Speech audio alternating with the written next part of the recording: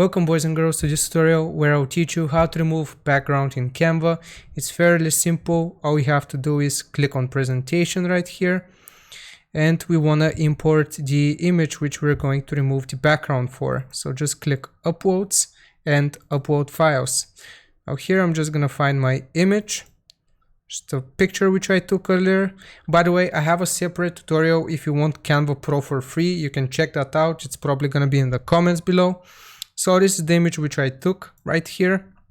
So let's say we want to remove the background for this image. How can we do this? All we have to do is go to edit image right here, click on it, and then we have this option, background remover.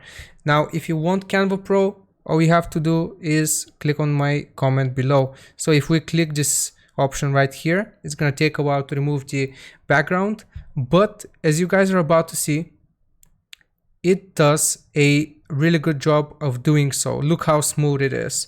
So this is, boys and girls, how you get rid of a background in Canva. I hope this video was useful. Make sure you like and subscribe, and I'll see you guys and girls next time. Bye bye.